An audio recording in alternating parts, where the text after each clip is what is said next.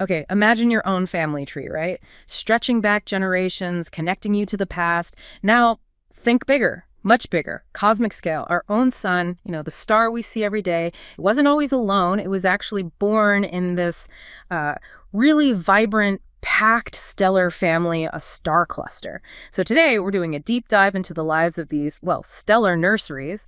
We're going to unpack how they're born, how they grow up, and eventually how they kind of drift apart using some really fascinating new research.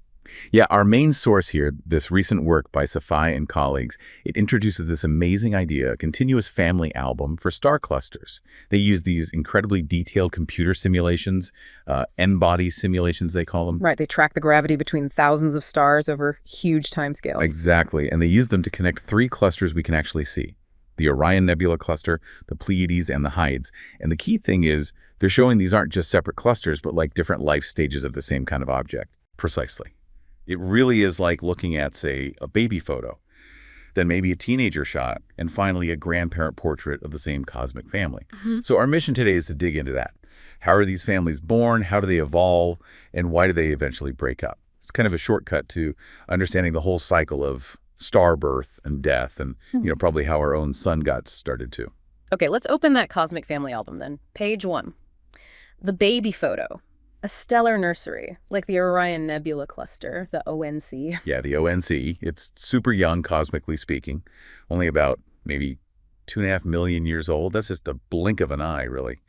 And it's still embedded, Yeah. still wrapped up in the gas and dust it formed from. You can find it just below Orion's belt, but it's, well, visually messy because of all that leftover material. And that mess, that shroud of gas and dust, it makes things tricky for astronomers, right? Like even counting the stars. Oh, absolutely.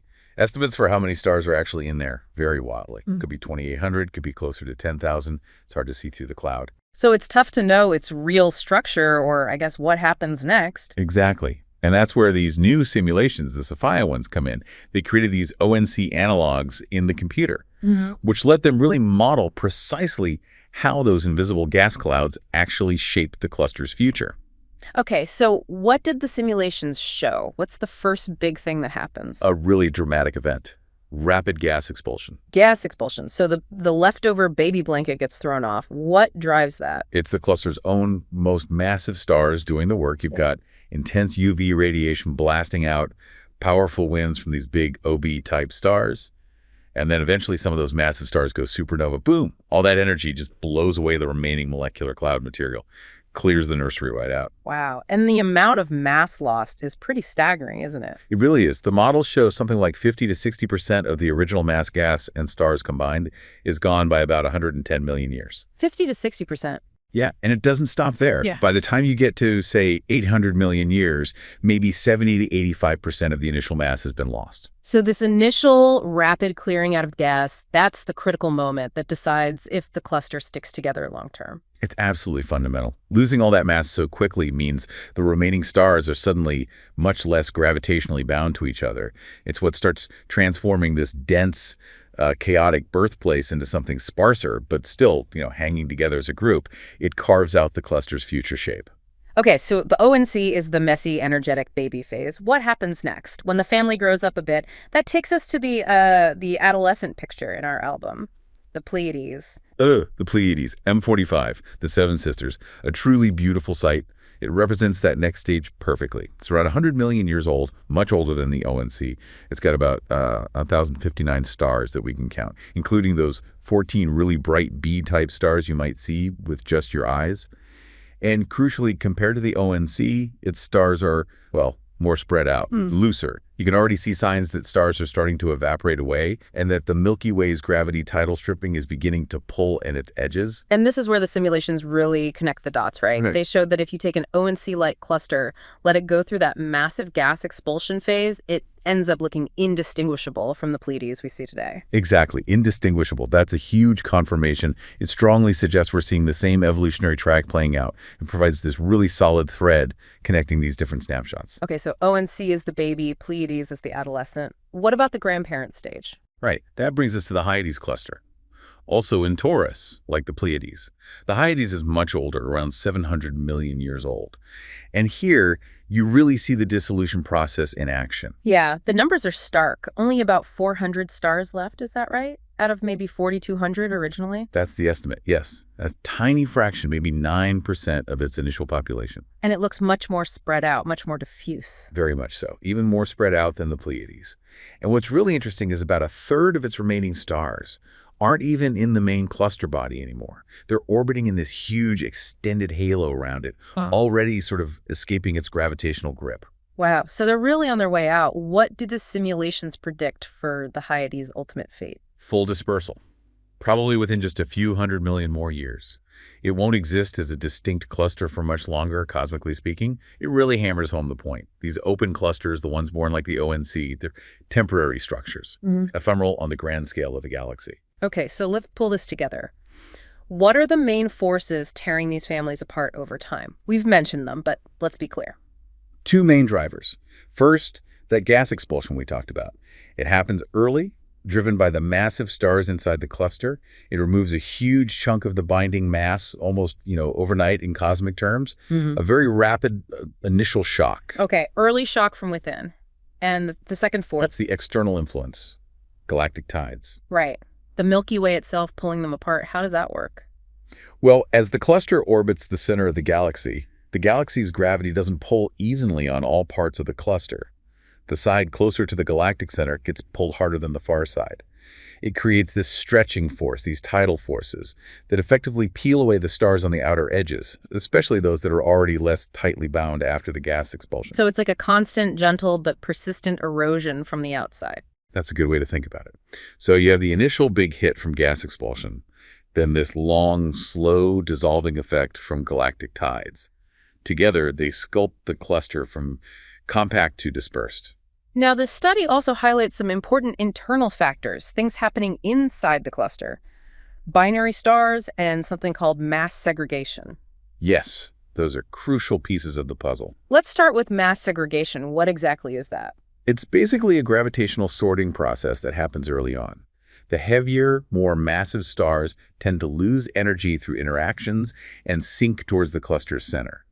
Meanwhile, the lighter stars tend to gain energy and drift outwards, towards the edges. So the heavyweights congregate in the middle and the lightweights move out, like settling in a mixture. Kind of, yeah. It's driven by gravity and stellar interactions. And how does that internal sorting affect the cluster's overall evolution and eventual breakup? It has a couple of important effects.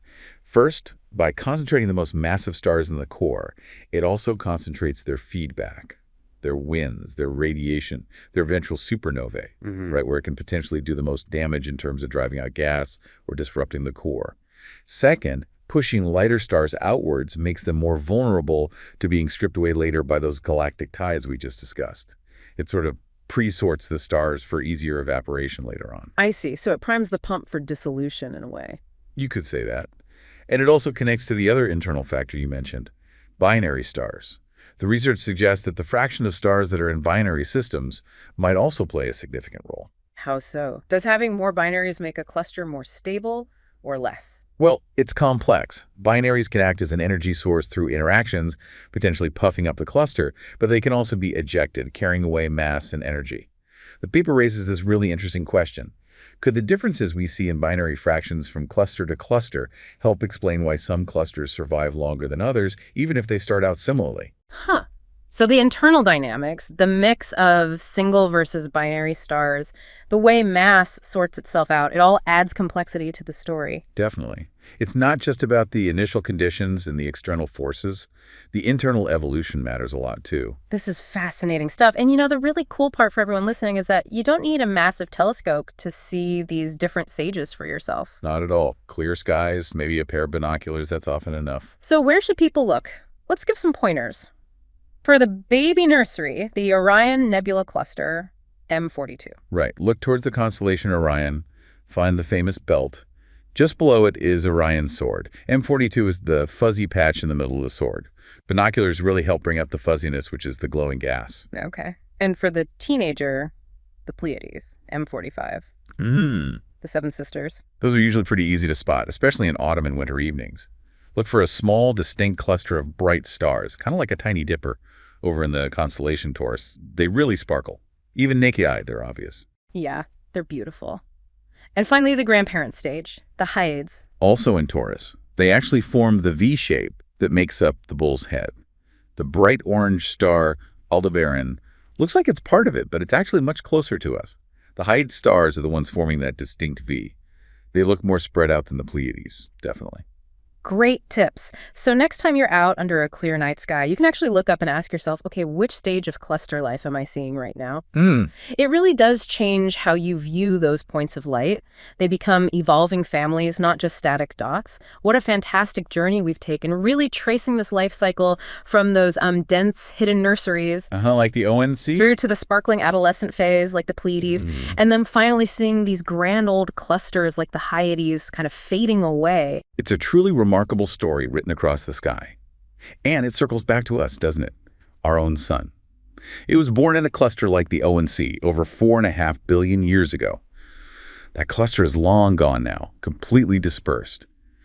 We see the sun as solitary today, but these studies remind us it started life with thousands of siblings, now scattered across the galaxy. So what's the big takeaway here? Why is understanding this ONC-Pleiades-Hyades connection so important? I think it gives us this unified picture. By seeing them as stages of one process, driven by gas expulsion, internal dynamics, and galactic tides, we get much deeper insights. Insights into how stars form in groups, how those groups evolve, how they interact with the galaxy. It's fundamental to understanding our cosmic environment and, well, our own origins. It really puts our place in the cosmos into perspective. It does, and it leaves you wondering, what else are we going to learn as we study more clusters, maybe with even better simulations or new telescopes? What are the secrets about these stellar families are waiting out there? What's the next big aha moment for understanding our home galaxy?